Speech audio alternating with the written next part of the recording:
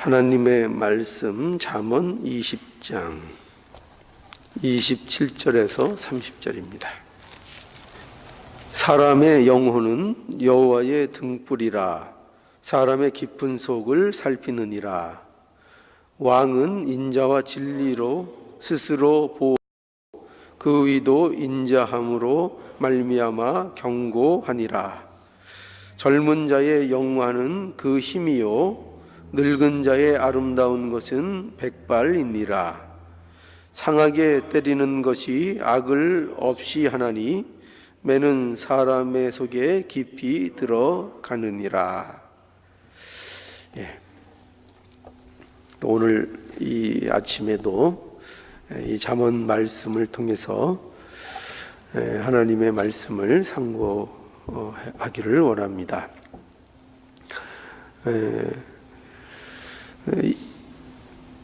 우리가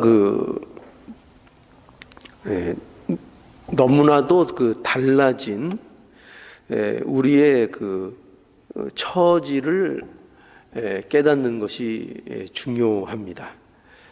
그러니까 우리 안에 어떤 변화가 일어났는가 하는 거죠.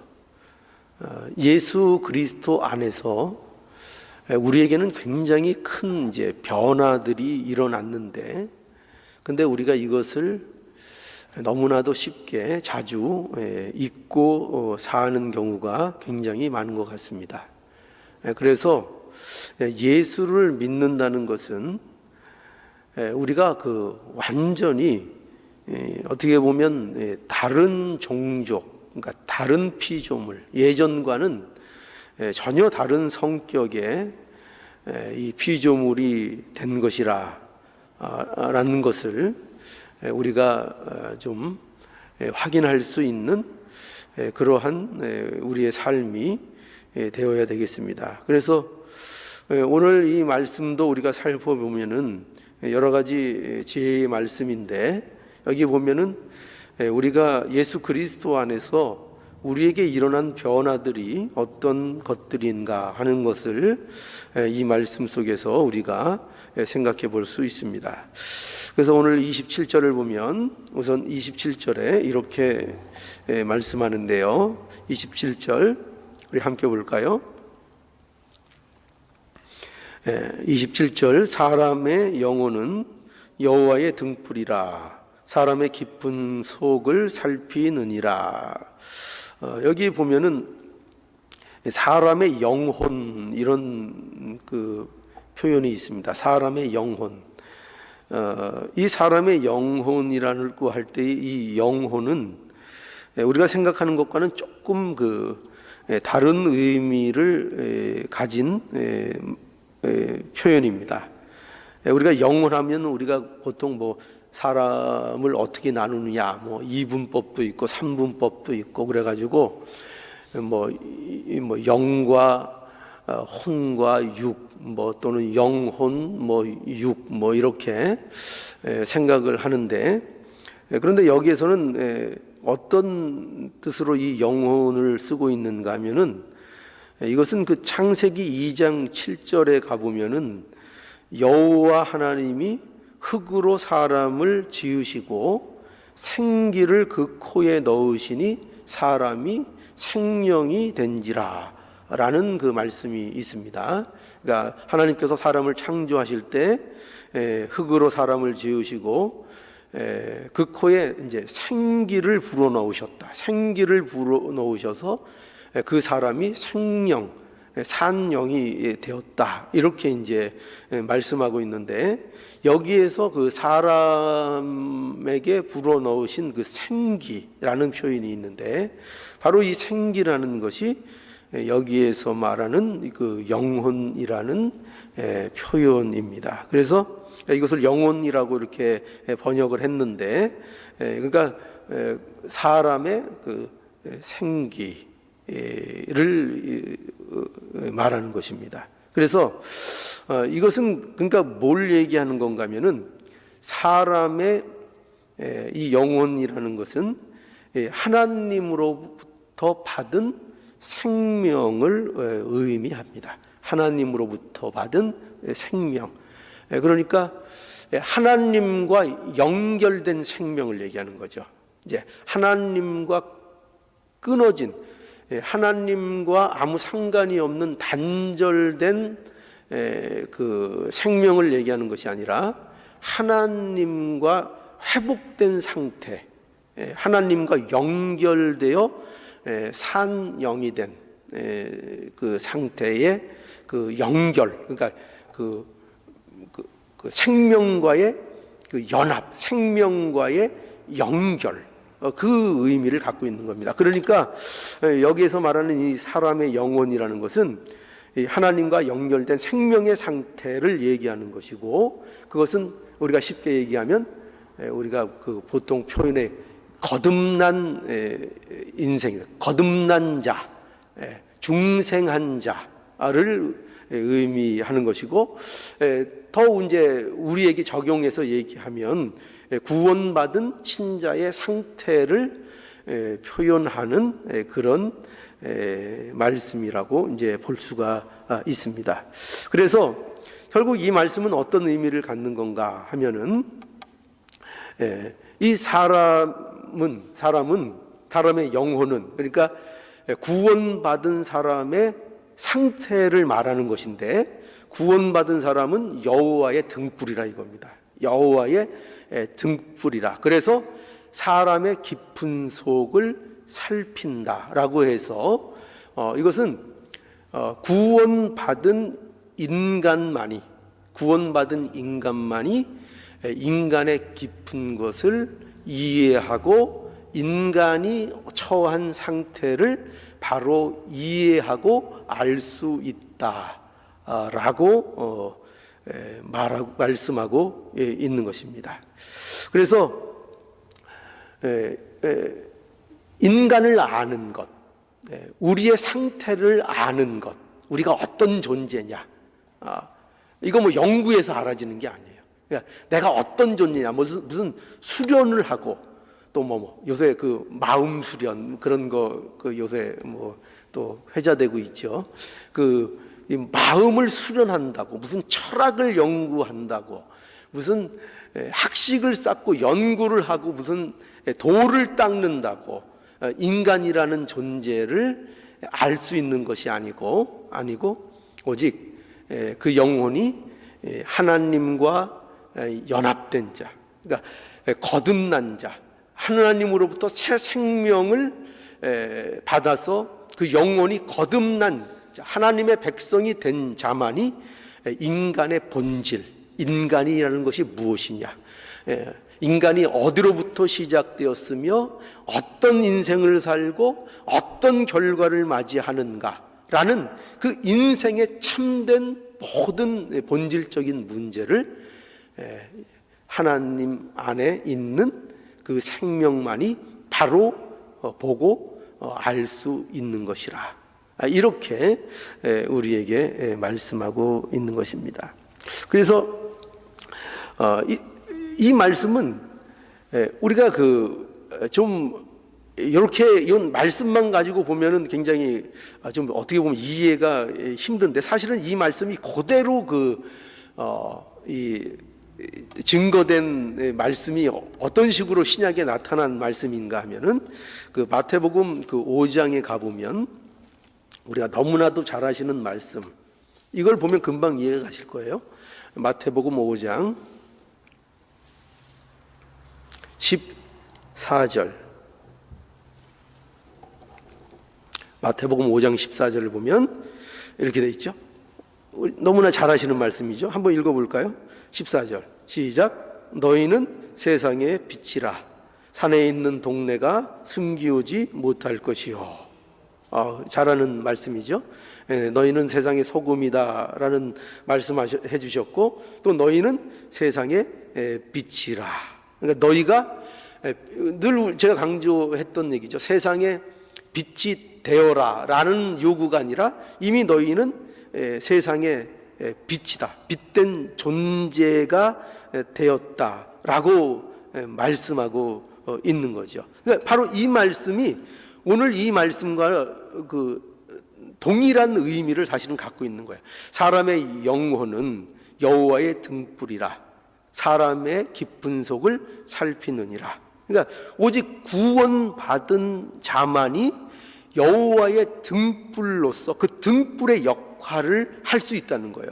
그래서 뭐를 하고, 사람의 내가 누군지도 그 자만이 깨달을 수 있고, 그 빛으로 하나님으로 인한 빛, 내가 빛이 된 존재로서 그 빛을 통하여 내 스스로도 어떤 존재인가를 그것으로 비로소 알 수 있게 되는 것이고, 세상에 대해서도 세상의 정체가 무엇인지, 세상의 실존이 무엇인지를 그 빛을 통하여 밝히고 드러나게 하도록, 이렇게 하나님께서 우리에게 말씀하고 있다는 거죠. 그래서 빛의 특징이 뭐라 그랬죠?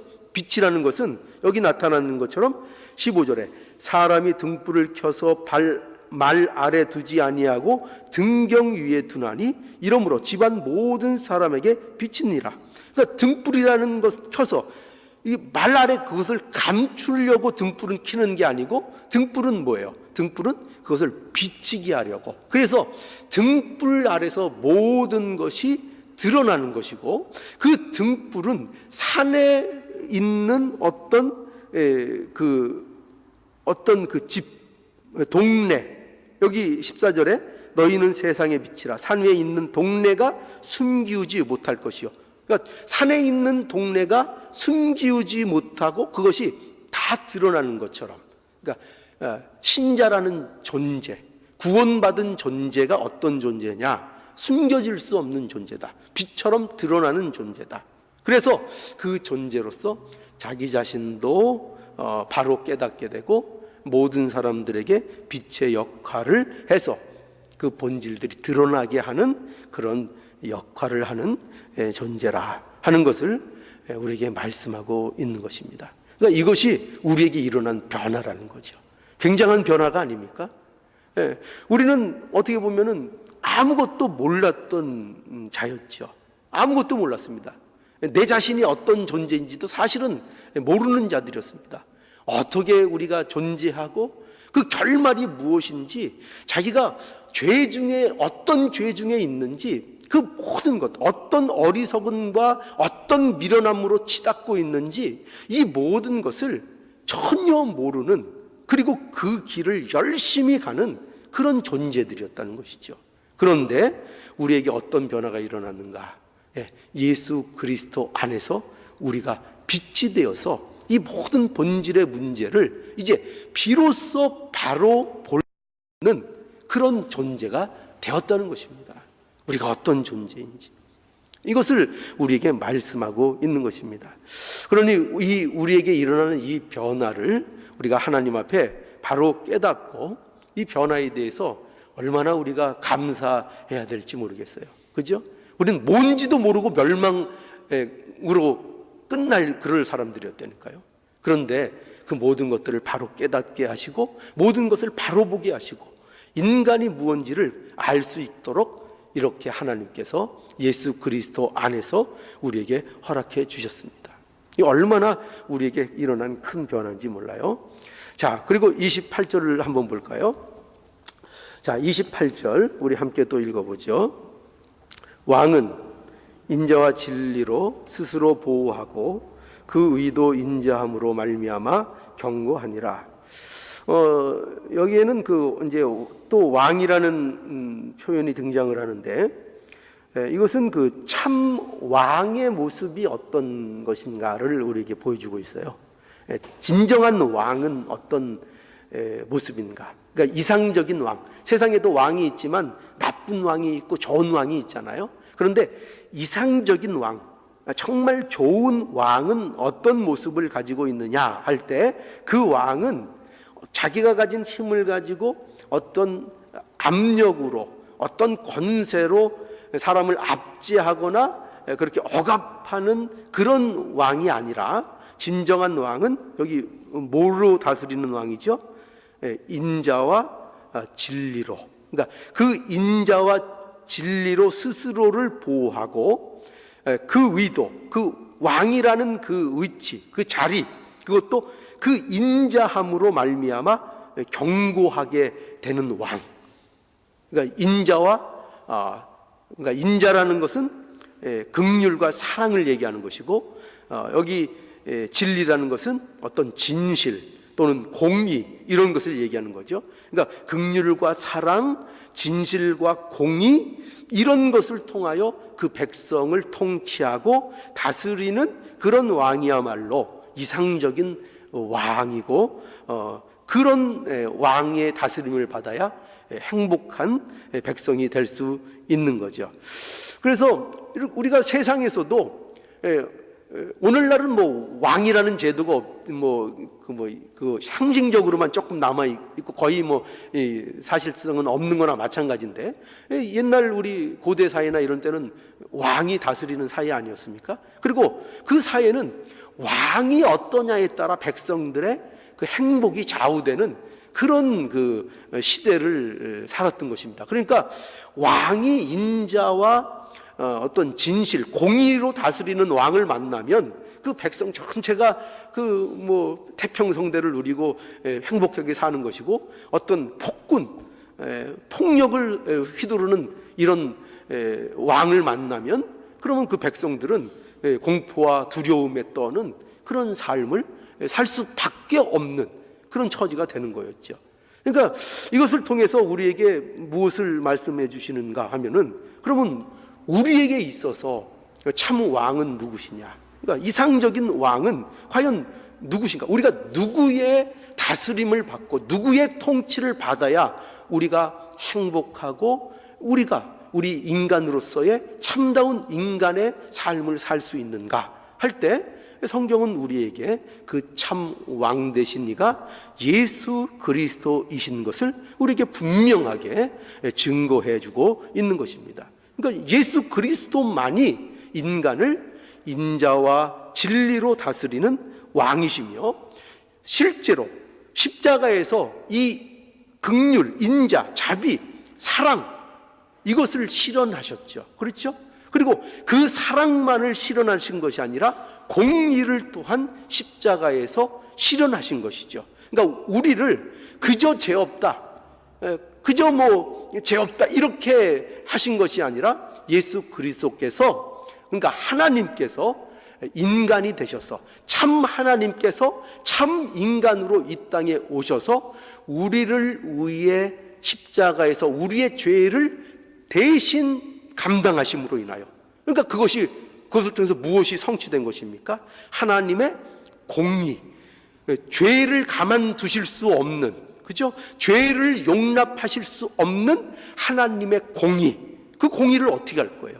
그 공의가 그대로 우리에게 다 부어지면 우리는 전부 다 멸망인 것입니다. 하나도 살아날 사람이 없는 것입니다. 그런데 예수 그리스도께서 어떻게 하셨다고요? 십자가에서 그 공의를 우리의 대신 이루어 주시고, 우리를 위해서 사랑을 이루어 주시고 해서 그 완전한 구속을 이루셔서 우리의 참된 왕으로서 우리에게 이 복된 의치와 신분을 허락해 주신 것이죠.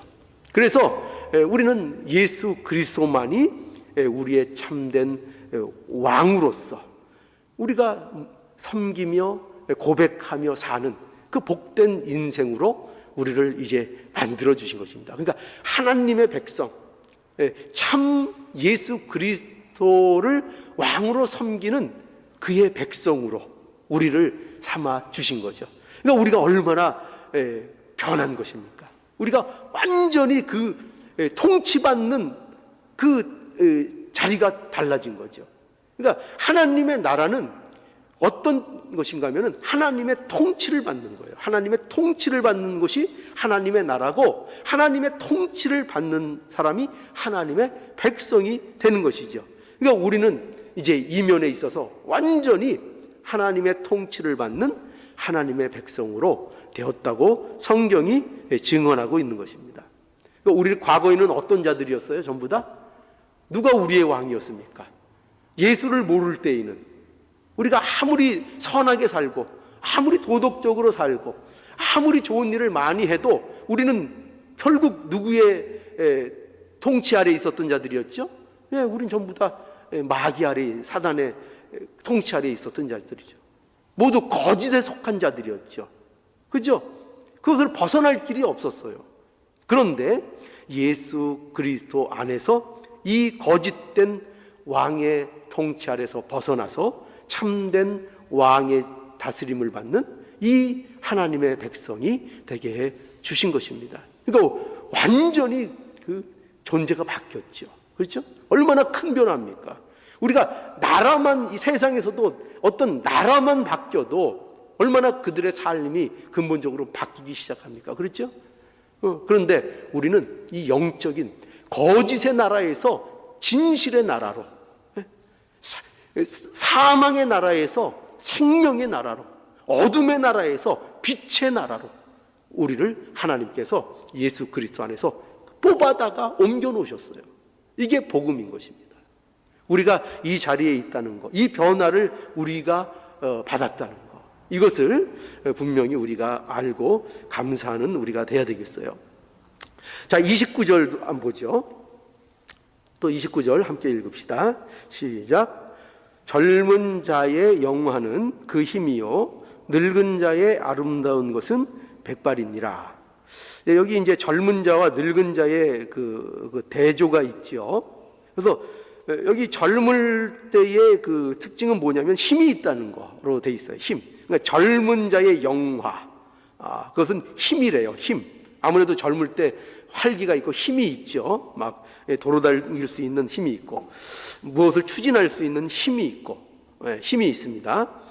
그리고 그럼 나이가 들면 어떠냐 하면 나이가 들면 이제 무엇이 아름다운가 하면은 백발이 아름답대요. 늙은 자의 아름다운 것은 힘이 아니고 백발이라는 것이다. 백발. 그러니까 이 백발이 갖는 의미가 뭘까요? 백발이라는 것은 나이가 들어서 오랜 세월이 만든 경험, 그 세월 가운데 쌓여진 어떤 노련함, 성숙함, 그 모든 세월이 만들어낸 삶의 흔적, 이런 게 이제 백발이죠. 그러니까 세월이 쌓이는 것은 사실은 소중한 것입니다. 우리에게 있어서요. 이 백발이 아름답다는 것을 인정할 수 있어야 하는 것입니다. 그러니까 세상과 우리가 다른 게 뭐냐? 우리가 예수 그리스도 안에서 우리가 바뀌고 변화된 게 뭐냐면은 세상은 젊은 것만 좋아하는 겁니다. 젊은 것. 힘 있을 때만 좋아하는 것이고 나이가 드는 것을 두려워하는 것입니다. 여러분들은 어떠세요? 나이가 드는 것. 저도 나이가 드는 게 사실 두려운 구석이 많이 있습니다. 나이가 드는 것. 그런데 이 하나님의 말씀을 대하고 하나님이 우리에게 허락하신 그 생명, 우리가 어떤 존재고 어떤 자리에 있는가를 우리가 알면 알수록, 그것을 깊이 깨달으면 깨달을수록 나이 드는 것이 두려운 것이 아니라 그것이 우리에게 있어서 아름다운 것이라는 것을 찾게 됩니다. 그것을 또 인정할 수 있는 그런 우리의 모습이 되는 것입니다. 그러니까 우리는 이 나이 든다는 것에 대하여 또 많은 어른들이 갖고 있는 경험이나 그 어떤 그 세월의 그 쌓인 흔적들에 대하여 우리는 존중할 줄 알아야 되고 그것이 아름답다는 것을 인정할 줄 알고, 그리고 우리의 삶, 나의 삶 그 자체도 나이가 들어가고 백발이 늘어갈수록 그것이 두려운 일이 아니라 아름답고 존귀한 일이고 이제 하나님 앞에 갈 그날이 가까웠다는 것이 점점 오히려 기대가 되고 소망이 되는 이러한 우리의 모습이 된다는 것입니다. 그러니까 이건 완전히 세상 사람들과 다른 것이죠. 그죠? 날이 갈수록 소망이 생기고 그것이 우리에게 기쁨이 되는 것입니다. 이거는 신자만이 누릴 수 있는 이것도 복이라고 말할 수 있는 거죠. 자, 그래서 우리의 이 변화, 우리는 나이가 드는 것이 아름다운 것으로 바라볼 수 있고 인정할 수 있는 이런 복된 사람이 되었다는 것, 이것을 우리가 하나님 앞에 또한 감사하는 우리가 되어야 되겠습니다. 자, 또 이제 마지막으로 30절 보시죠. 30절 시작. 상하게 때리는 것이 악을 없이 하나니 매는 사람의 속에 깊이 들어가느니라. 이것은 오늘날 오늘날 현대 사회에서 이런 말을 한다면은 아마 교육계나 이런 데서 그냥 난리가 날 겁니다. 근데 상하게 때리는 것이 악을 없이 하며, 말이 좀 무섭죠. 그죠? 상하게 때리는 것이 악을 없이 하나니 매는 사람의 속에 깊이 들어가느니라. 이것을 잘못 이해하면은 금욕주의나 고행주의가 또 나올 수 있습니다. 그래서 옛날에 그런 분들이 전부 다 완전히 잘못됐다는 것은 아니지만, 때로는 자기의 경건을 위해서 자신에게 채찍을 하는 사람들이 실제로 역사상으로 많이 있었습니다. 그래서 그 채찍을 갖다가 이제 가지고 자기를 이제 이렇게 막 치는 거죠. 그래서 그런 과정을 통해서 자기가 깨끗해진다고 생각했어요. 근데 그게 전혀 근거는 사실 없는 건 아닙니다. 그런 고행을 통해서 자기가 이렇게 수련이 될 수도 있고, 자기 마음을 이렇게 단련하는 이런 그 방법이 될 수도 있을 겁니다. 그러나 이제 그게 심하게 돼서 금욕주의가 되고, 그런 것을 통해야만 하나님 앞에 설 수 있다는 이런 이제 대로 넘어가면 안 되겠죠. 근데 이 말씀은 체벌의 어떻게 보면 효과를 말하는 것이라고 얘기할 수 있습니다. 그러니까 체벌, 오늘날은 이렇게 체벌하고 자녀를 매를 때리는 거, 이런 걸 굉장히 금하는 이런 사회적 이제 분위기가 되고 있는데, 사실 적당한 체벌은 굉장히 유익한 면이 있습니다. 왜냐하면 인간이라는 존재가 그런 것이 통하는 이런 존재이기 때문에 그렇습니다. 그래서 이 정당한 처벌은 확실히 교정 효과가 있는 것이 사실입니다. 그런데 이제 여기에서는 그런데 이제 중점을 두는 말은 사실은 아니고, 이것은 인간이라는 존재가 그 고난이라는 것이 주는 유익을 사실은 얘기하는 것입니다. 고난이 인간에게 주는 유익. 그래서 사실 고난은 다 꺼려하는 것이지만, 그것은 어린 나이의 체벌처럼 사실은 많은 유익을 주는 것이다 하는 것입니다. 그래서 우리가 이제 바뀐 것을 계속 얘기하고 있는데, 이 면이 이제 바뀐 거죠. 어떤 면이 바뀌었냐? 고난을 바라보는 시각이 이제 바뀐 겁니다. 우리는. 그러니까 예수 그리스도 안에서, 옛날에는 고난이라는 것은 다 어떻게 생각했죠? 나쁜 것. 고난은 피해야 되는 것. 무조건 없으면 좋은 것. 그러니까 고난이 있으면 잘못됐구나, 벌써 좌절하죠. 고난이 있으면 포기하지요.